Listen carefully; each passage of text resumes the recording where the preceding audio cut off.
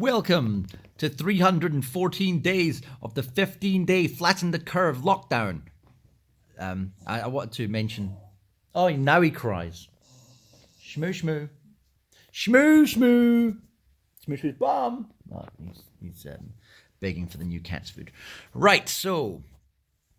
What's been happening in the world? Well, what I've been noticing, not what the news have been saying, but what I've been noticing is my many friends who live in New Zealand, because I spent more time in New Zealand than any other country, so I do talk about it quite a lot.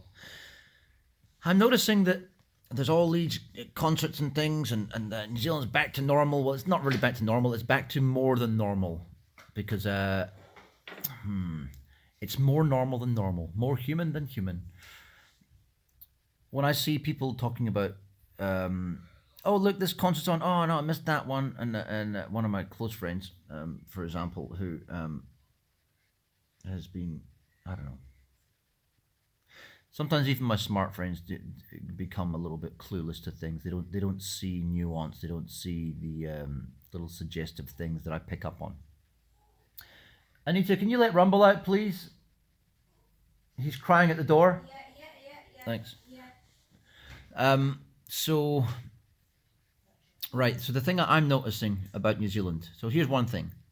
Look, everybody, look how New Zealand is. Look, all this stuff's going on. Oh, we're back to lockdown. Everyone, like even my mother, like, oh, it's everything back to normal here now. Oh, it's all so good. No, it's not back to normal. You have closed borders. But the simple fact is, what it's been used as the words I used over a year ago when the massacre happened is they're trying to make Jacinda Ardern a poster child of international politics. And then the COVIDs came, and then even more so. So, oh, look how she handled the thing. Look how she handled this. So, first of all, you get engineered event, which is the Christchurch shooting, totally engineered event. As one of my friends was saying to me, three of his close friends around the area, noticing people with guns coming through, reported to the police, nothing happened, no one gets back to them, no explanation as what those people were doing there with these assault rifles. No explanation of why the Tarrant, what's his name again? Not Chris Tarrant, whatever his name is, the guy, Brent Tarrant, had possibly 3 real guns on the floor of his car. They looked real to me. And 2 definitely fake guns in his possession. One when he was shooting to the mosque. It's a hybrid air gun which ejects real shells, and that's empty shells, by the way, because you don't eject full bullets that have already been spent. So they eject shells, and they actually use a CO2 canister inside. You can find these on the internet. And also a shotgun. Shotguns cannot be shot inside a car without blasting your eardrums out. I've spoken about this before. But that's New Zealand, the country that had this false flag, blatant false flag. Some people probably died. I'm not saying that didn't happen. And that's the thing that people can't stand when they want to jump on and call you a conspiracy theorist. They're programmed. Their programming tells them you must shut down any dissent by labeling people. Sexist, misogynist, conspiracy theorist. There's a whole bunch of them, right? Fascist, Nazi, whatever. And even on the other side, libtard, whatever. It's actually some of the same thing. And I know I use it, and I need to probably stop doing that. Can you shut the door? It's freezing. Sorry, I'm gonna have to get out of my bed. Oh, I hate this. Oh, I hate having to get up. All right. No, I'll have to do it then. Oh, that's why the toilet was going. Okay, right. So, New Zealand. Sorry. Yeah, I didn't have to get up. It's still the morning. So yeah, New Zealand's they're trying to make it look like the poster child. And the ridiculous thing about it, oh look, we've all had our vaccines. We're all fine. Can everyone follow us? Look how good our life is, everyone. Oh. Isn't it a pity we can't just change Slovenia and put it on an island, or rip Bulgaria off its foundations and put it on a little stick with a moat around it, or take Scotland and somehow slice the bottom off of it and slide it away from England so it doesn't have to put up with England's bullshit, because as much as the UK is an island, Scotland's not. You know, it's like, yeah, but it's all we're an island nation. We easily do this. No, with 60 million people, no. Just like doing it in Japan, different story. You know why? Because Japanese people have got they already wear masks to reduce spread, right? Um, but is it going to help them in the long run? No, because people just need to get around stuff. I mean, you don't. When you have children, you have to expose them to things, or else they end up with no immune system. Boy in a bubble, right? So I think it will probably come back to bite Japan in the ass. But then again, maybe not, because they maintain their cleanliness. They're always cleaning. You know, always people in Japan have like at least one shower and a bath a day. You know, that's why they don't use underarm deodorant over there. Anyway, so New Zealand, yeah, unfortunately, we can't turn ourselves into an island. And as I said right at the beginning, unless actually not beginning, maybe in June, I think it was, that the New Zealand method might prove to be right short term, but we only have to look at long term. Long term, they will lose their civil liberties. Why? They can't come and go as they please. I don't want. Look, I can live in New Zealand. I got a New Zealand passport. Do I want to live there? Fuck no, right? So keep trying with your advertorials telling us that Jacinda, communist Ardern is right, because the reality is all it's going to be is a continuous system of more and more socialism, and then it leads on to communism, global communism, as I've said before. It's like a neo-feudal system at the top, so they don't have to go. They're not going to go in a bread line. You are, but they won't. So next thing is COVID deaths will ramp up. The related COVID deaths will ramp up. So the immediate deaths, old people dying within 2 hours, people thinking there's nothing odd in that. Oh yeah, it must have been that my grandparent had that cold last month that's been niggling for quite a while. Yeah, it must have been that killed her, not the vaccine she had an hour ago or 2 hours ago. And then you'll have the secondary effect ones where it takes a few months or something. Let's say, for example, there's some truth to this RNA stuff in vaccines. There could be. Delayed effect makes us more susceptible to other strains of virus that come through. You never know. But hey, it might all work. I don't know. It could be that it works, but you have to spin the roulette wheel. What I think is more likely is that it's mass sterilization and a percentage of deaths as well. So and that's particularly targeting old people. Many people have said this before it started happening, that this would be, let's wipe out the old people first so that we can rob their pension funds and also not have to pay them those pension. We don't have to pay them the socialist money that we're stealing off everyone else in taxes. So we get to pocket that money and steal. If you look at, maybe, let's say, it'd be quite a definite thing to say that 1 in 10 old people don't have anyone, are lonely, and therefore probably don't even have a will. If you don't have a will and you're old, the government's stealing your money. So anywho, that's where we're at. Continuation of closure of companies. I had a friend last night asking me about, do you think I should start this business and do that? I'm like, dude, what about right now tells you that it's a good idea to start a high risk business? It doesn't make any sense. Take the low hanging fruit. Take what, squirrel away what you can right now, and get into storing things that are real wealth.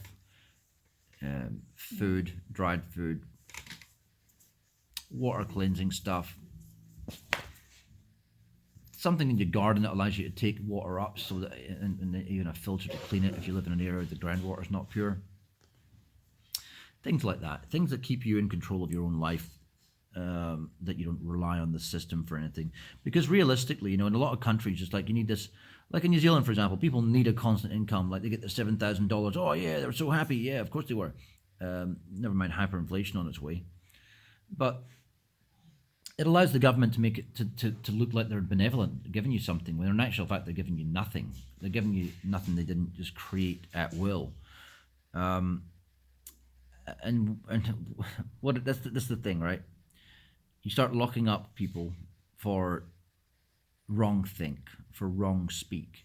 There's your Orwellian dystopia, communist utopia, right there.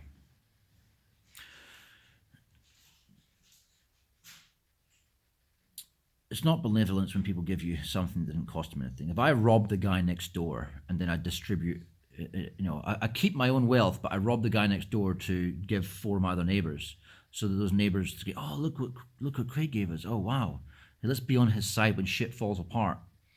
And then next door neighbor who I just robbed before, now he's rebuilding his life after I robbed him to pay the four other people. What they're gonna do? Right, hey, let's go rob Boris now again.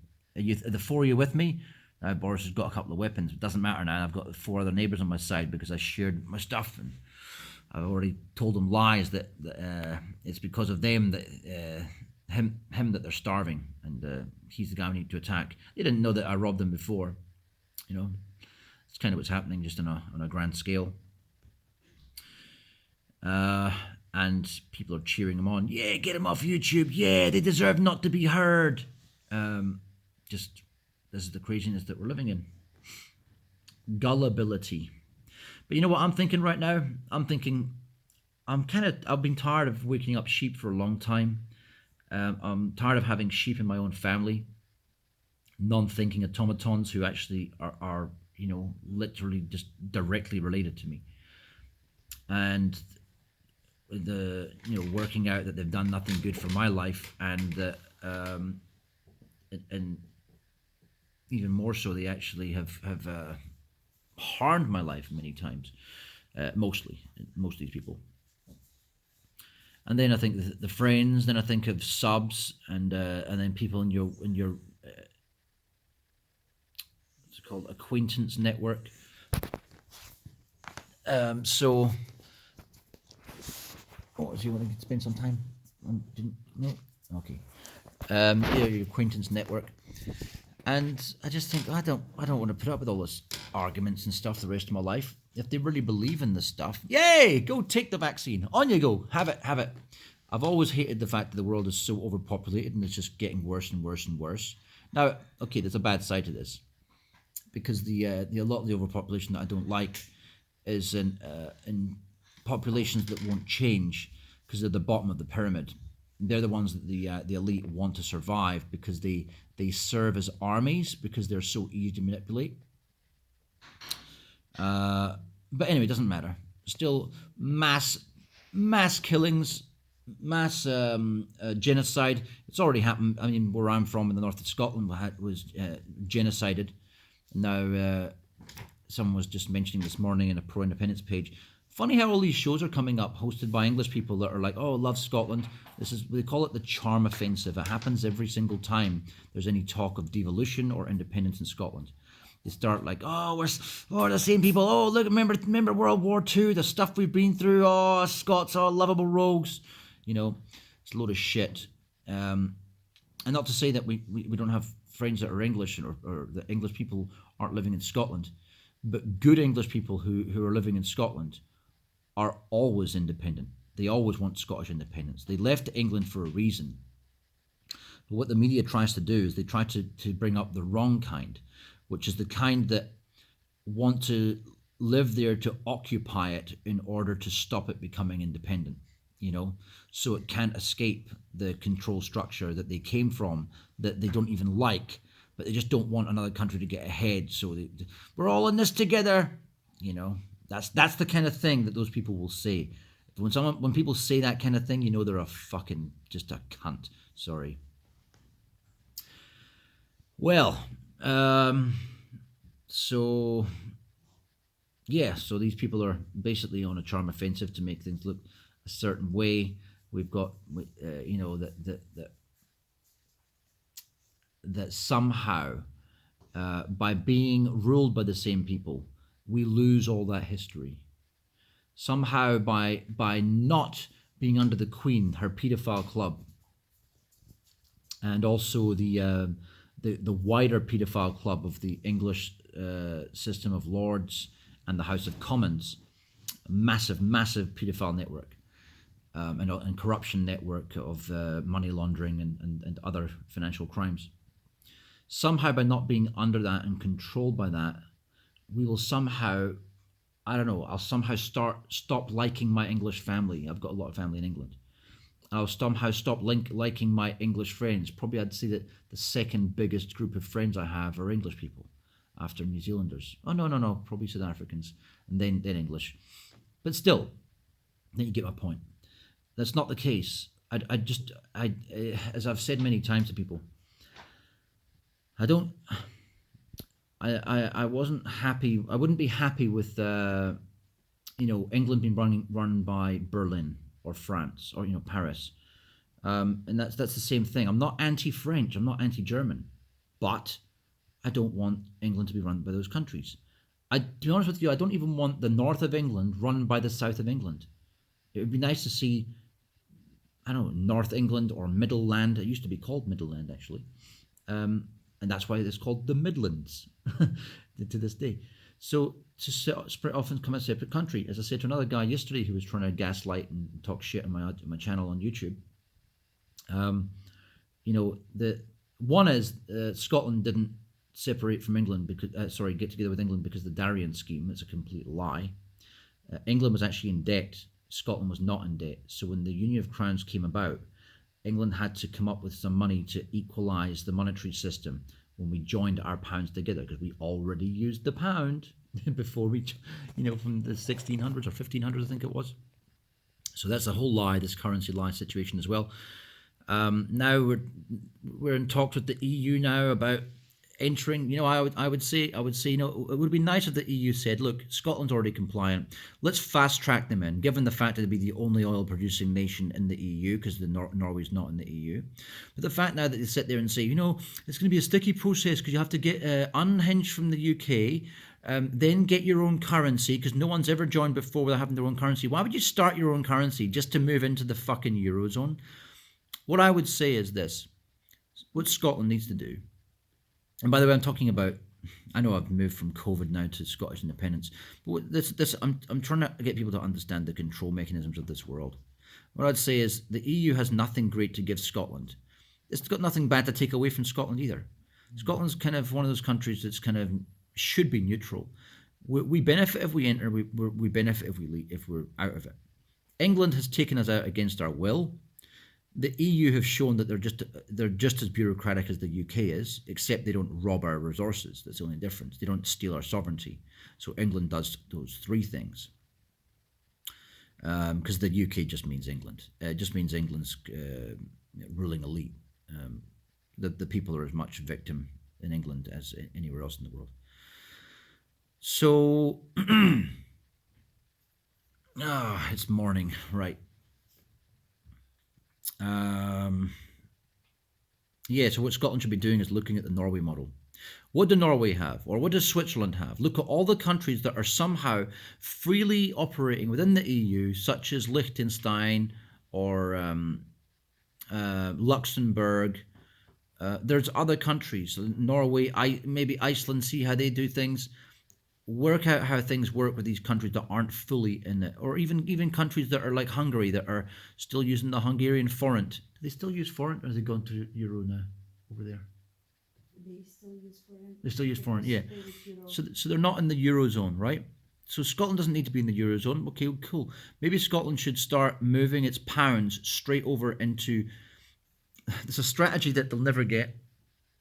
It'd be too difficult to leave the pound. So what you've got to do is you've got to move the pound instantly before the price starts to drop down by the fact of your actions moving the pound into the euro slowly. There's not enough liquidity. Unless the European Central Bank would offer to buy all our pounds off us in one go, there'd be no point moving. But if they would do that, what Scotland should do is convert all its pounds immediately in one massive transaction, and then the English pound would come fucking plummeting down because it would lose 10% of its value in one trade, right? But that probably wouldn't be possible. So what they would have to do is covertly on the side, move into gold, platinum, silver, Bitcoin, and a host of other commodities yeah, commodities and cryptocurrencies and whatever it is, move into them all at the same time. That allows you to get everything out, all the wealth of the country out at once before the pound collapses. Because you don't care about them, you got to care about yourself. Because you don't rule their country, you don't run their country, you run your own country, and you look what's good for number one. That's how you stop fucking yourself. And then you go back to the EU and say, well, look, here's the deal that they have over there. We've pieced this deal together. Here's a proposal we have. It's based upon what Norway has. They're not fully in the EU. You don't have to take your refugees of Angela Merkel's refugees that America and England created with their wars, right? Because that's why it is, to destabilize Europe. So you don't have to accept them because it's not, mass immigration is never right. What you should do is use the same money that you're saving by not bringing immigrants to fight against England and America's wars to destabilize these countries in the first place and destroy them so they can't fend for themselves, and so they need to go to other people's countries. And it's sad, but you don't want to. You take mass immigration, all you're doing is basically diluting the culture and stability of your country. It's not worth doing. This is why Poland and Hungary don't want to do it. Because they're not as gullible. They've already been fucked with more than we have. They've already had Russian occupation for so many years. Right, so anyway, we would come to them with a proposal. Here's what we have. Our proposal is we don't want to share our fish stock. We want to give you maybe 10% maximum because you know why? It's our fucking country. It's our fucking water. Fuck off. We will sell you fish if you want to buy it. You know why? That's how countries operate with an economic model. They rely on export. If anything, you know what I'd probably say? Well, you don't want to put up with this deal? Oh, well, that's cool. So hang on. So why is a better deal available to Norway and everything than it is to us? Oh, well, tatty bye, as they say in Scotland. Because I'll tell you what, it's increasingly looking like there are a bunch of bureaucrats that will make it difficult for us to enter. This one woman was talking about last night after the whole unhinging from the UK, which could take 3 to 5 years because they're so slow and useless. Remember, the USSR collapsed instantly. Did the country fall off the earth? No, it didn't. Within a few years, powerful economy again, and now they're doing well again. If it wasn't for American suppression by keep the ruble down, control of the oil price using OPEC, Russia would be doing a lot better than it is right now. So would Iran, so would Libya, so would Venezuela. These are countries that are economically sabotaged by the international community, apparent international community of the cartel of international gangsters. So that's what I would say. Make the offer. If it's not accepted, oh well, that's fine. Because I think that Scotland's a net neutral, whether we enter the EU or not. It would be good to have free travel in the Schengen region. But then again, Norway has free travel. So you have to keep on asking yourself, why does Switzerland has free travel? I can go to Switzerland right now, travel through it. I can drive straight from here today and probably end up in Switzerland within the day, right? Because I'm pretty close to the Austrian border. So that's one thing. Why are they allowed it? They're not in the EU because they have special conditions and they negotiated them. Now, given the fact that the EU doesn't have oil, when things return to normal, or there's a joke, when lockdowns stop properly and business resumes to whatever extent, and countries start to, and it will happen, become protectionist, well, you'll want things in your backyard, energy. Scotland has gas and oil, and it also has renewable fuel, renewable energy from wind farms and all sorts of stuff, offshore wind farms, wave farms, all that sort of stuff. So we're a net exporter of things that countries around us need because they're all overpopulated. Scotland's not. The one thing that England did was suppress Scotland's population so that it could bring the economy down, so that their capitalists could buy our capital on the cheap. And that's going to probably come back to bite them in the ass if we become a standalone country with its own autonomy, and we can eject these parasitic entities that have entered our country. So, and the other thing is, it would have kept our population artificially small, which will become a good thing. So that's there might be some silver linings for Scotland. I don't think so, because I think that I think there's too much socialism in Scotland, and it's going to fuck things up. I think there's too much libtardation and political correctness. But anyway, we can always hope. But one thing we shouldn't do is beg cap in hand to the EU to make just as bad a deal as England made on our behalf in the last 47 years being in the EU. But yeah, it's really amazing how gullible people in Scotland are when it comes to vaccine. They're all on board. Again, good things, because not that I like everyone in my country. There's a certain mindset that I cannot stand in Scotland, and hey, if the whole world's getting wiped out and there's going to be a fraction of what it was before, well, the same thing in my country.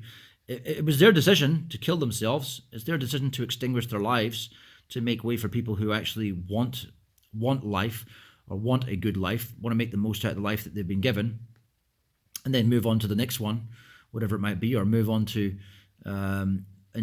onto being a different form of life, which might be a total non-physical being, free to travel around the universe, is what I suspect what life actually is, and that this is a trap or a temporary kind of live action role play video game kind of thing, where you get to wear a flesh suit for however many years you survive in your one life that you get given in it.